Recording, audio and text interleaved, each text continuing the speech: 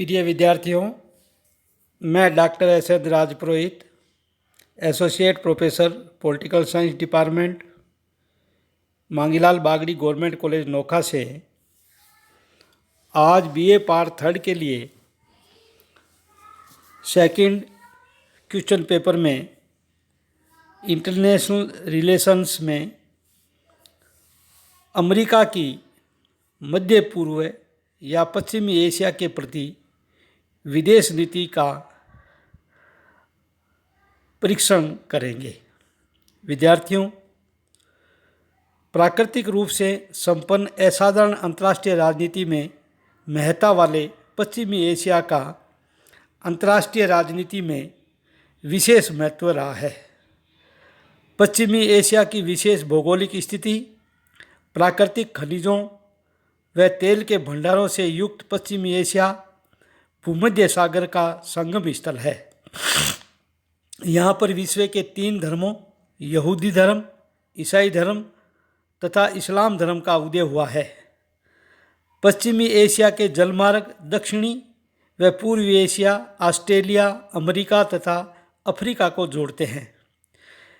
Second world war तक इस क्षेत्र में ब्रिटिश साम्राज्य का आधिपत्य था, लेकिन द्वितीय विश्व युद्ध के बाद या 1948 में ब्रिटेन ने फिलिस्तीन साम्राज्य को छोड़ने का निश्चय कर लिया, तो इस क्षेत्र में पौर वैक्यूम शक्ति शून्यता की स्थिति को भरने के लिए पश्चिमी एशिया में अमेरिका ने हस्तक्षेप करना शुरू कर दिया।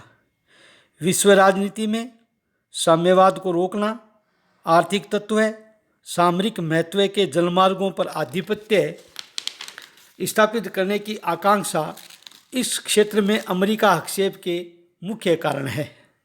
मध्य एशिया में अमेरिका विदेश नीति के उद्देश्य है। मध्य पूर्व के देशों का सामरिक दृष्टि से अमेरिका के लिए बहुत महत्व है। ये इस समय टर्की से अफगानिस्तान तक सोवियत रूस की दक्षिणी सीमा बताते हैं। यदि इन देशों में अमेरिका को सैनिक अड्डे प्राप्त हो जाए तो युद्ध होने की स्थिति में वह सोवियत रूस पर सुगमता से आक्रमण कर सकता है। दूसरा उद्देश्य यह है अमेरिका का कि पश्चिमी राष्ट्रों तथा अमेरिका का औद्योगिक व्यवसाय का संपूर्ण ढांचा तेल पर आधारित है। अतः अमेरिका ये चाहता है कि फारस की खाड़ी में निरंतर व बेरोक टोक तेल प्राप्त होता रहे। विश्व तेल के संपूर्ण भंडार का 66% तेल मध्य एशिया या पश्चिमी एशिया में पाया जाता है।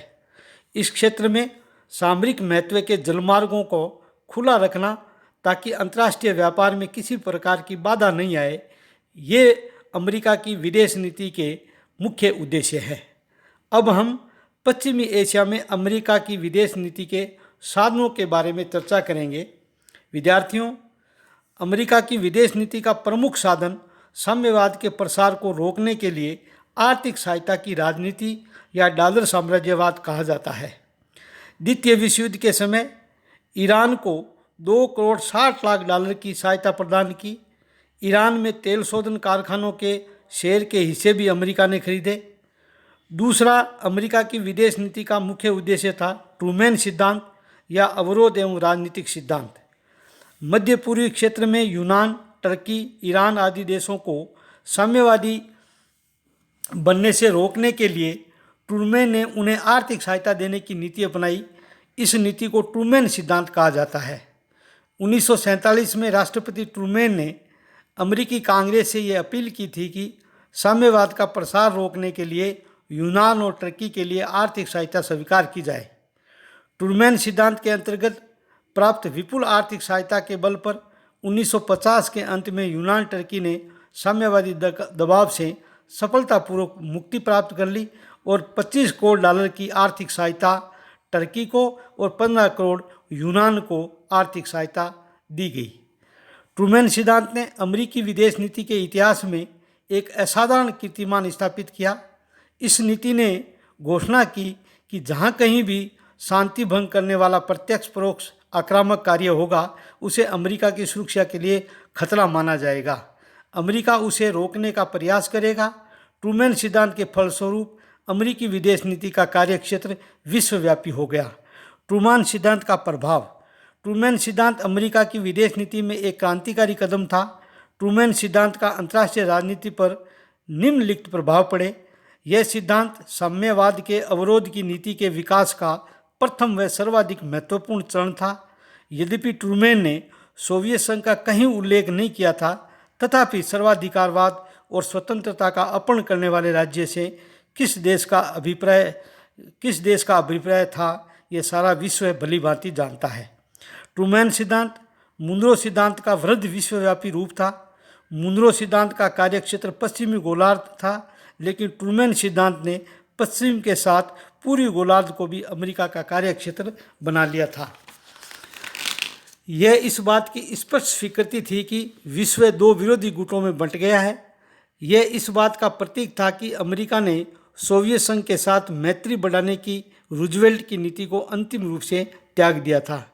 इसे एक प्रकार से शीत युद्ध का उद्घाटन कहा जा सकता है, क्योंकि यह सिद्धांत इस तथ्य की स्वीकृति पर आधारित था कि भूमध्य सागर और मध्य पूर्व में उत्पन्न हुई शक्ति शून्यता का सोवियत संघ द्वारा लाभ उठाए जाने से पूर्व अमेरिका लाभ उठाना चाहता था।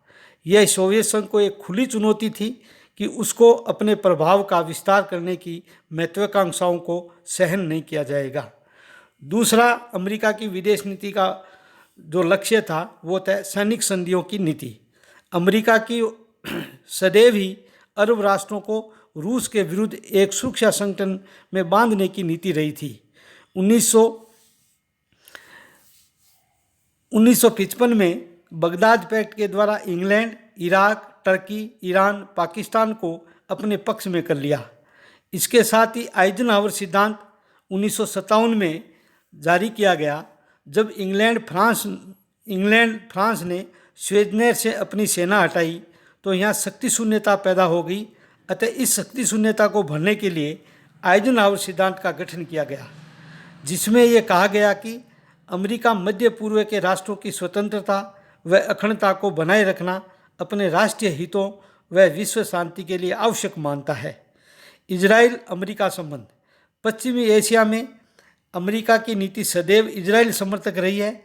ऐसा कहा जाता है कि यहूदी लॉबी को संतुष्ट करने के लिए मध्य पूर्व में अमेरिका की विदेश नीति इजराइल की पक्षधर रही है।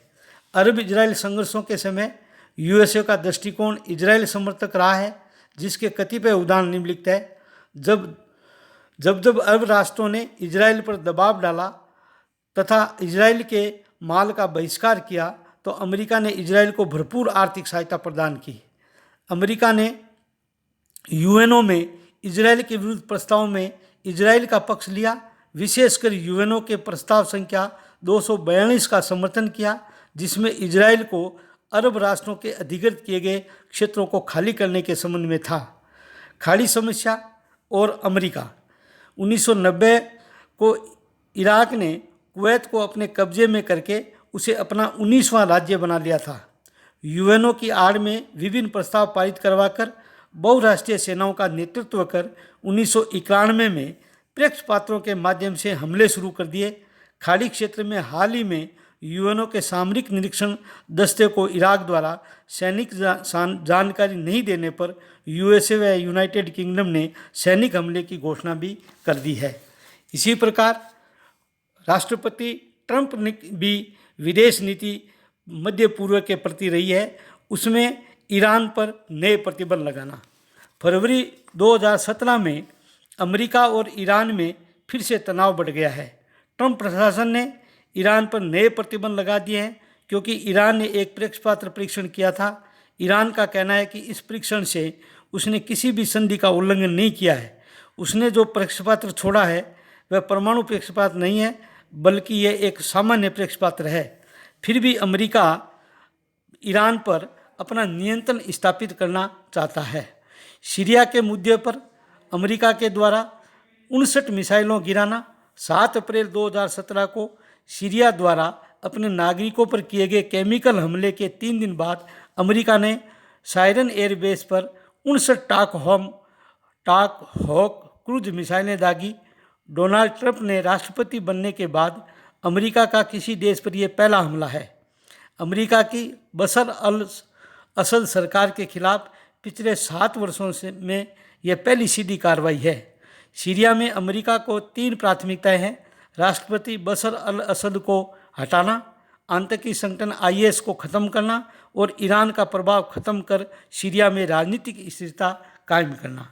इस प्रकार हम ये कह सकते हैं कि अमेरिका सदैव ही मध्य पूर्व में अपनी विदेश नीति के क्षेत्र में मध्य पूर्व में अपना हस्तक्षेप करना चाहता है, ताकि अपने नव व्यापार युद्ध को प्रारंभ कर सके, इन राष्ट्रों में अशांति पैदा करके अपने शस्त्र व्यापार को बढ़ावा दे सके, और तीसरा जो सबसे बड़ा उद्देश्य है वह तेल हितों की पूर्ति करना। इस प्रकार आज हमने पश्चिमी एशिया के प्रति या मिडिल ईस्ट एशिया के प्रति अमेरिका की विदेश नीति का हमने चर्चा की। विद्यार्थियों, बहुत ही उपयोगी लेसन आपके लिए है, इसलिए आप इसको शेयर और सब्सक्राइब ज़रूर करें, ताकि लेसन में किसी भी प्रकार का संशोधन किया जाना संभव हो सके। धन्यवाद। जय हिंद।